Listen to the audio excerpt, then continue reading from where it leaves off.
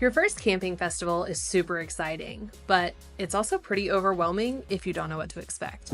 That's why we've put together this ultimate guide to surviving and thriving at your first camping festival. The difference between surviving and thriving at your first camping festival starts at the very beginning with proper planning. Festival vets start preparing weeks before the festival begins. You've got to check your gear, do a practice setup, and find a way to fit everything into your car. It doesn't sound like a big deal, but trying to solve these problems in the moment is going to be much more of a pain and potentially disrupt your festival experience. But don't worry, we'll break them all down one at a time so you can prep like the pros. Let's start out talking about gear. At a bare minimum, you need these things. You are not going to an established campground. You are going to a field with grass and ants and sometimes rocks. You're creating a temporary home where likely no infrastructure exists, so you need to plan like it. There are so many additional things that can make a camp a home, but we'll talk more about those in a bit. If you don't have the basic gear, you need to get it. And this can be expensive, so if you're camping with a group, consider splitting costs and sharing space. When you're looking at a tent, you need to make sure that you pay attention to the number of people that it sleeps, but also the total measured footprint of the tent. In case you don't know, when a tent says 4-person, it means 4 people laid right next to each other in sleeping bags. So if you have 2 people, an air mattress, 2 suitcases, and other personal belongings, a 2-person tent is probably not going to be big enough for everything. At some festivals, your car is not parked right next to your campsite, so you may also consider getting a lock for your tent if you have to keep your belongings inside.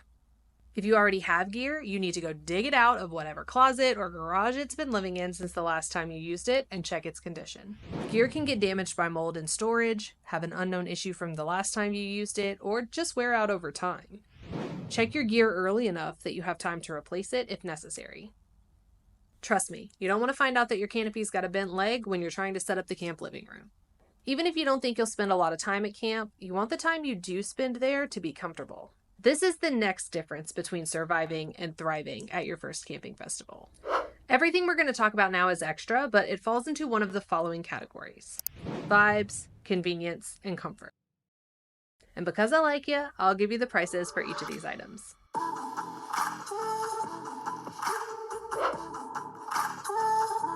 This chair will run you about $130 on our Amazon store, but there are some other options we found for you guys in different price ranges.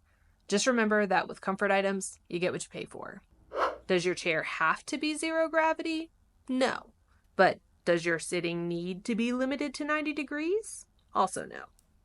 We knew inflatable furniture was the future back in the 90s, so get yourself an inflatable couch for your camp.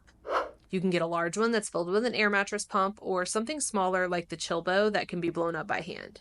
You don't have to have a hammock at your campsite, but all I'm saying is I've never heard a single person say they were sad that they had one. Having an outdoor rug to put on the floor of your camp makes the ground a bit more even and a lot more comfortable to walk on barefoot. Having a fan during summer festivals is pretty clutch, so we'd suggest getting something like this battery-powered fan. It's actually pretty good, but it does take 6D batteries, so you might want to go for a rechargeable one like this. If you're going this direction though, a battery bank may not be enough to keep it charged all weekend long, which brings us to our next category of convenience. If you've got multiple things that need to charge, consider getting a Jackery. It can charge all of the squad's devices for the entire weekend and is still compact enough to not take very much room in your car. Everyone says just charge your phone in your car, but this can be really hazardous. Exhaust fumes can go directly into a tent nearby, which poses a carbon monoxide risk. And faulty car chargers can start fires, like this one at Soulfest this year. Having your stuff organized and easily accessible will make or break your festival experience. What point is packing stuff you can't find later, or using something once never to see it again until you pack it all back up? With all your stuff organized, when it comes time to get ready, you're still going to need a mirror, but festivals don't allow glass, which means no mirrors. Until now. It's not glass, and it comes in 5 separate panels, making it super easy to pack. At the end of a festival night, your shoes or feet will likely be pretty dirty. Having a pressure sprayer to clean them off is clutch when all you want to do is get into bed. You might also want to grab a pack of body wipes. Remember that this is not an established campsite, so there won't be many lights around. Plan to bring lighting for the kitchen area, living room area, and each tent. Having a campsite that has conveniences and is comfortable is enough to level it up. But to make your campsite at home, it needs some vibes. If you're heading to a music festival, I'd be willing to bet that you like music. So when you're not at the main stage, you want to make sure you can still have your tunes. We love this speaker because it can hang right on your canopy bars and spread sound to the whole camp. Having a headlamp is important, but having a Triceratops headlamp is a vibe. If you have to walk to a porta potty at 3 a.m., you might as well look fly while you do it. Lanterns and headlamps are great for functional lighting, but fairy lights create the soft ambient glow that really takes a camp to the next level. The softer lighting is also really nice when you've been staring at lasers and LED screens all day. Tapestries not only give some privacy, but they also protect from the wind and sun. For those reasons, they could have gone in the comfort category. But honestly, tapestries are art, and expressing yourself through art is definitely the festival vibe. The last thing on our list is probably the single most important vibe curator that there is. The bubble machine. And don't worry, this one will plug right into your jackery. Now that you know what you need to pack, it's time to reveal our next tip for preparing for your first camping festival like a pro. Do a test setup of the whole squad's gear.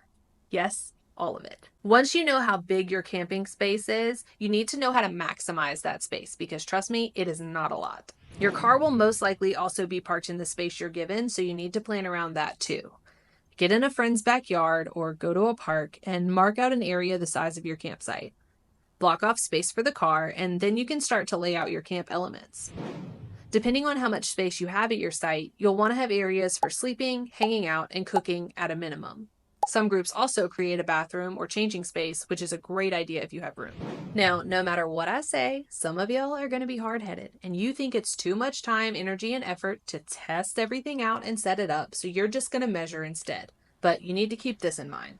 Your tents have ropes and stakes that extend far beyond the measured dimensions or footprint of the tent. This can block walkways, create tripping hazards, or end up in someone else's campsite entirely, depending on where you're camped. So be sure to plan for that too. If you still think the test run is too much trouble, just think of it like you're getting the homies together to set up a campsite and have your own pre-party.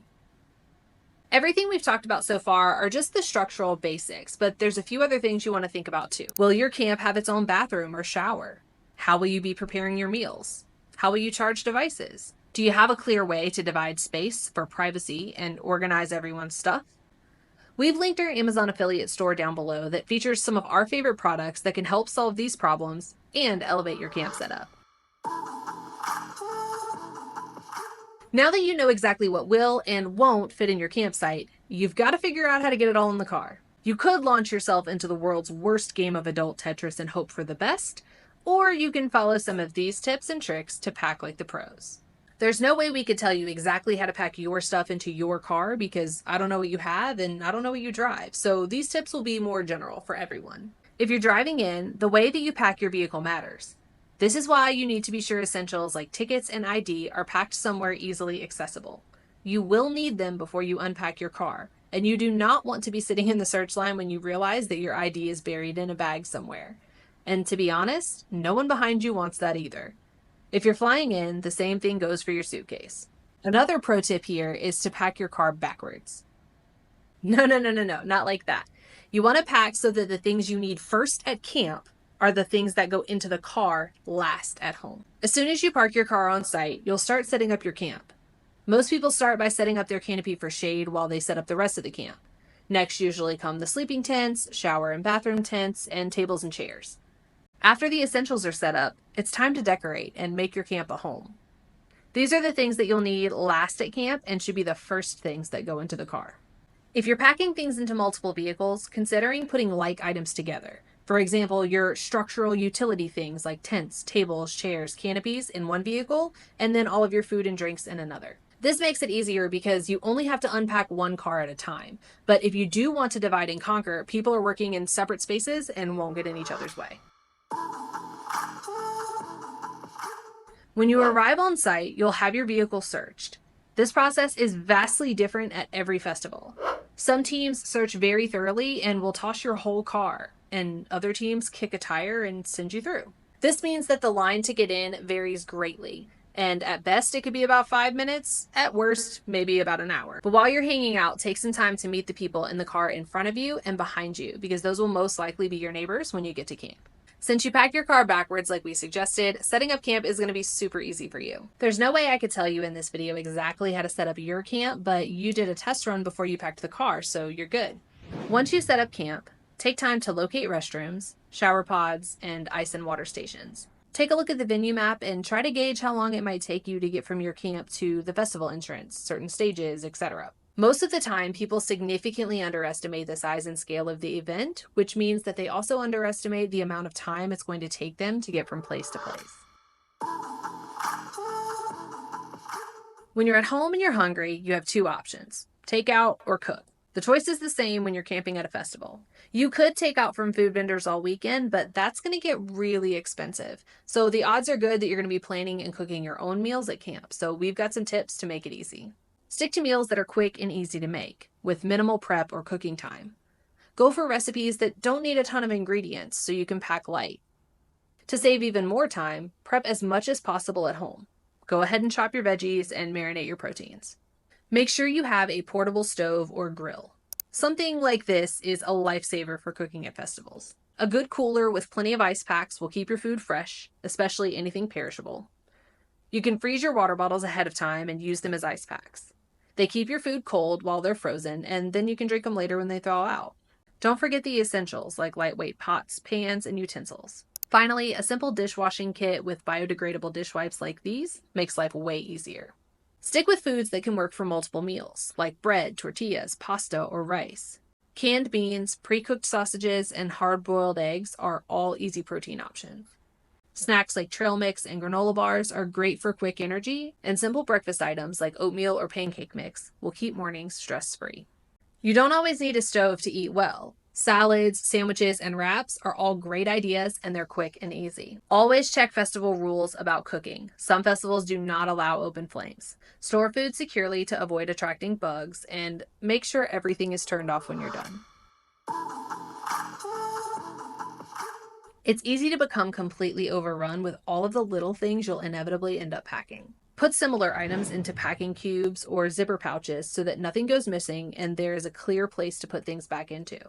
For example, you might put all of your charging cords into one pouch and all of your toiletries into another. There are hanging storage shelves and plastic drawers that are great for this as well. When you're ready to get in there and have fun, the last thing you want is to waste your time hunting around camp for things that you lost. Save yourself time and sanity by organizing your stuff while you pack and keeping it that way for the entire festival. Are you someone who wants to trade trinkets and meet new people?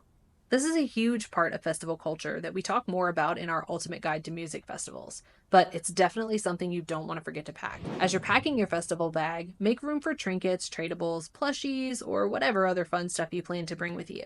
Just be sure to check the venue's policies on what's allowed and what isn't. Speaking of meeting new people, introduce yourself to your neighbors. They just might become your festival fam, and they can help keep an eye on your belongings. Be generous with extra things like sunscreen or water because it builds good vibes and genuine connections. Some of our very best friends in life are people that we met camping at festivals, so get their information and stay in touch. If you bring it in, you bring it out. Make sure that you have trash bags and actually dispose of all of your trash in designated areas. If you forget trash bags, don't worry because most festivals hand them to you when you get into the campgrounds. Leave no trace. Be sure to bring something to mark your campsite. There will be thousands of tents around you, and you will need something tall like a flagpole to see your site from far away. Metal flagpoles will likely be confiscated at security, so go for PVC pipe instead. That can also be cut into smaller sections and assembled on site, making it super easy to pack. Although it isn't something you should really pack, setting a realistic budget is definitely something you should plan. Obviously, you will factor in ticket costs, transportation, accommodations, and food, but there are so many other things to budget for. Festivals often sell experiences such as hot air balloon rides, water park access, or massages that you may want to take advantage of. You also need to consider smaller purchases that add up, like lockers and showers. We always suggest that you make some room in your budget for a souvenir. Whether it's jewelry from a local vendor or a festival poster, the odds are good that you're going to see something and fall in love with it while you're there. And future you definitely deserves something to commemorate your first camping festival. If you found this video helpful, give it a thumbs up and subscribe to the channel for more festival content. If we missed something or you have another great idea, drop it in the comments below. And if you are headed to your very first festival this year, make sure you watch our ultimate guide before you head out.